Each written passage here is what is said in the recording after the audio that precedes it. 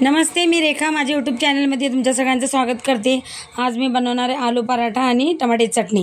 परातीत बघा गव्हाचं पीठ घेतलंय। आता याच्यात थोडंसं मीठ टाकणार आहे। आता मीठ टाकून मिक्स करून घेऊ पीठ। आता पाणी टाकून आता पीठ आपण चांगलं मळून घेऊ। आता पीठ घेतलंय मळून मी आता साईडला ठेवून देते। इथं उकडलेले बटाटे घेतलेत बघा मी। आता याला चांगले खिसणीने कुस्करून घेणार आहे, चांगले म्हणजे गाठी राहायला नाही पाहिजे। बटाटे बघा चांगले असे मॅश करून घेतलेत मी।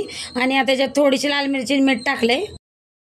आणि इथं बघा 2-3 हिरव्या मिरच्या आणि लसूण आणि कोथिंबीरच्या काड्या अशा वाटून घेतल्या जाडसर। आता याच्यात टाकणारे बारीक चिरलेली कोथिंबीर। आता हे सगळे जिन्नस आपण आता चमच्याने मिक्स करून घेते। हे बघा आता चांगलं असं मिक्स करून घेतलंय। आता इथं बघा मी पिठाचा असा गोळा घेतलाय पराठा बनवण्यासाठी। आता बघा याला गोल असं पीठ लावून सुक्क असं मस्त वाटीसारखं करणार आहे।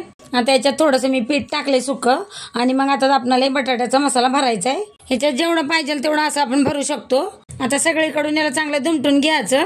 आता चांगलं बघा असं दाबून घ्यायचं चांगलं आणि सगळीकडून हाताने असं पसरून घ्यायचा मसाला आपला सगळीकडे असं लागला पाहिजे पराठ्याला आणि लाटून घ्यायचं। हे बघा हाताने चांगलं असं पसरून घेतलं। आता याला हलक्या हाताने लाटून घेते। हे बघा लाटून घेतलंय। आता याला आपण शेकून घेऊ। आता इथे तवा ठेवलाय मी गरम करायला, तर तेल किंवा बटर टाकू शकता। आता मी तेल टाकून पराठा शेकून घेणार आहे। आता वरतून पण तेल टाकायचं थोडंसं आणि पराठा चांगला शेकून घेऊ। हे बघा पराठा आता पलटून घेऊन चांगला दोन्ही बाजूनी शेकून घ्यायचा। हे बघा आता दोन्ही बाजूनी तेल लावून चांगलं शेकून घेतलंय मी पराठा। हे बघा किती मस्त पराठा शेकून घेतलाय। आता दुसरा बी मी असंच बनवून घेते। हे बघा आता बाकीचे बी सगळे मी असंच बनवून घेते। चला आता टमाट्याची चटणी बनवून घ्यायची। इथं बघा आता मी 4 टमाटे घेतलेत असे चिरून आणि 1 लाल मिरची घेतली, सुकी लसूण घेतलाय, कोथिंबीरच्या काड्या घेतल्यात। हे बघा मिक्सरच्या भांड्यात टाकून आता याच्यात लाल मिरची आणि मीठ टाकून आता याच्यात टमाटे पण टाकून घेतलेत। आता याला आपण मिक्सरला वाटून घेऊ। हे बघा टमाटे, लसूण, कोथिंबीरच्या काड्या सगळं टाकून बघा असं वाटून घेतलंय। इथं कढईमध्ये मी थोडं तेल टाकलंय। आता फिरवून घेते चांगलं। आता तेल गरम झालंय, याच्यामध्ये टमाटे वाटलेले टाकून देते कढईत आणि मिक्स करून घेऊ।